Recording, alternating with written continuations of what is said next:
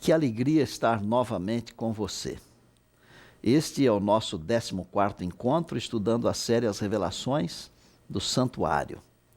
Hoje estamos fechando o nosso segundo bloco, onde tratamos do santuário. Você aprendeu sobre as festas, você aprendeu também sobre os rituais, as cerimônias, e pela graça de Deus, hoje aprendemos sobre o dia da expiação no santuário celestial.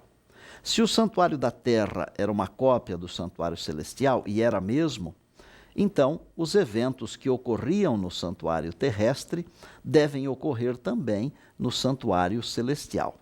Veja o seguinte: os sacrifícios de animais representavam Jesus, o Cordeiro de Deus que tira o pecado do mundo e que foi imolado por nós no Calvário. O dia da expiação significa o juízo final, momento quando Deus limpa do pecado todo aquele que crê em Jesus. Todo homem que crê em Jesus, toda mulher que crê em Jesus, você e eu, nós temos os nossos pecados perdoados, porque Jesus está no santuário. Esse juízo final está relacionado com o evangelho eterno, que deve ser, está sendo e finalmente será pregado em todo o mundo. Evangelho eterno quer dizer verdadeiro, sem mácula, cujos resultados também são eternos. Sobre a purificação do santuário em 1844, isto é, no final dos 2300 anos, conforme a profecia de Daniel 8,14, isso já foi objeto de muito estudo e ainda o será. Desde 1831 até 1844, Guilherme Miller pregou sobre a purificação do santuário como sendo a volta de Jesus a este mundo, ou como sendo a segunda vinda de Cristo. Naquela época, houve um grande movimento de preparação para a volta de Jesus, porém, Jesus não veio naquela data. Finalmente descobriu-se que a purificação do santuário não era a volta de Jesus, e sim o dia da expiação no santuário celestial. Desde então, as 3 mensagens angélicas de Apocalipse 14 estão sendo pregadas. Uma delas, a primeira, aborda exatamente o juízo que se processa no céu. Os teólogos chamamos esse juízo de investigativo. Na verdade, o juízo divino está dividido em 3 partes, ou 3 etapas, ou 3 fases. A primeira fase se chama investigativa. Começou em 1844, no final da profecia dos 2300 anos, das 2300 tardes e manhãs, e vai até um pouquinho antes da volta de Jesus.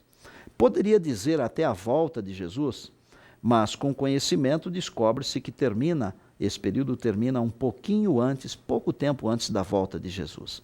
Essa fase é para quem crê em Jesus, para todo aquele que o aceitou pelo menos uma vez na vida como seu salvador pessoal. Ela serve para saber por que os salvos receberão a vida eterna. E o porquê é simples: aceitaram o plano de Deus, aceitaram viver de acordo com a vontade de Deus para as suas vidas. Na segunda fase, a segunda parte, pode ser chamada de determinativa ou comprovativa. Ocorrerá durante os 1000 anos, ou durante o milênio, entre as 2 grandes ressurreições. Serve para que os salvos comprovem a justiça de Deus, tipo, por que um foi salvo e o outro não foi?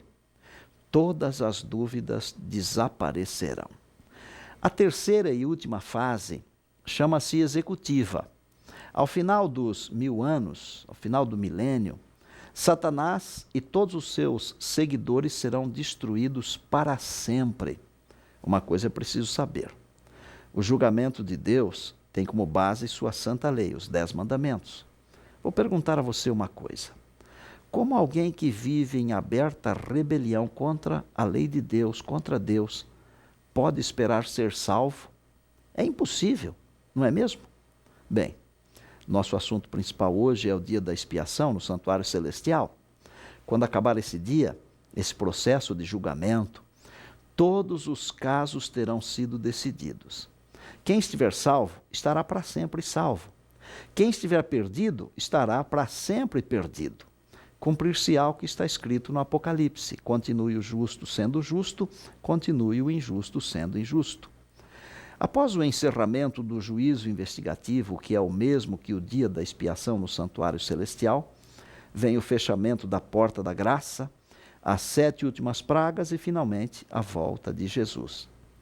No dia da expiação, da purificação do santuário terrestre, quem não estivesse em paz com Deus era exterminado do meio do povo.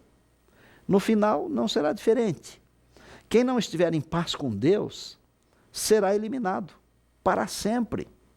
O melhor de tudo é que a Bíblia ensina que para quem está em Cristo não há condenação. Deus seja louvado, não é? Bom, deixa eu falar um pouquinho ao seu coração agora. Você está em paz com Deus? Está vivendo de acordo com a luz que possui? Ou está deixando Deus de lado? Permitindo que o tempo passe sem tomar uma decisão do lado de Deus? No final, haverá só 2 grupos. Para um grupo, o grupo dos salvos, Jesus dirá: vinde benditos de meu Pai, possuí por herança o reino que vos está preparado desde a fundação do mundo. Para o outro grupo, o grupo dos perdidos, Jesus dirá: apartai-vos de mim, malditos para o fogo eterno, preparado para o diabo e seus anjos. Saiba de uma coisa: Deus nunca preparou fogo para destruir os seres humanos. A Bíblia diz que o fogo foi preparado para destruir a Satanás e aos seus anjos. Mateus 25, verso 41. Você e eu não precisamos ser destruídos pelo fogo do último dia. Destruir não é o desejo de Deus, tanto que a Bíblia chama o ato de destruição de o ato estranho de Deus. Jesus é o abrigo onde podemos nos proteger. Não importa quão errada tenha sido a vida, o que importa é Jesus.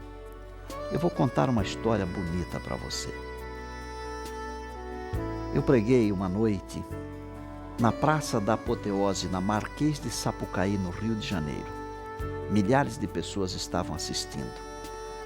Alguém disse que nós tínhamos lá mais de 20.000 pessoas. E eu fiquei pensando comigo e perguntando para Deus: Deus, no meio de toda essa multidão, quem é que será tocado? Mas eu nunca tive essa resposta de Deus. No ano passado eu estive no Rio de Janeiro, juntamente com o Quarteto Ministry, fomos fazer um reencontro lá. E entre uma sessão e outra, entrou um homem e me abraçou carinhosamente, efusivamente. E ele disse assim: meu nome é Francisco. Eu disse: mas o senhor me conhece? De onde? Nós temos já um relacionamento. Eu queria saber a história dele. Ele disse: pastor, uma noite o senhor estava pregando na Praça da Apoteose. E eu era um pai de santo, e eu via aquelas pessoas todas vestidas de terno, bem vestidas, cantando músicas religiosas, e eu entrei lá para ver. E eu fui tocado por Deus. Voltei para o meu bairro, descobri onde tinha uma igreja adventista e comecei a frequentar. Hoje eu sou membro da igreja adventista, sou diácono da igreja. Deus mudou a minha vida, Deus transformou a minha vida. Posso dizer a você o seguinte: sua vida não importa. O que importa é Jesus. No momento em que você resolve se entregar a Jesus, Ele toma você nos braços e Ele nunca lança você fora. Aceite Jesus agora. Aceite o ministério no santuário celestial. Tenha os pecados perdoados. Hoje pode ser o dia da expiação para você. Aproveite esse momento.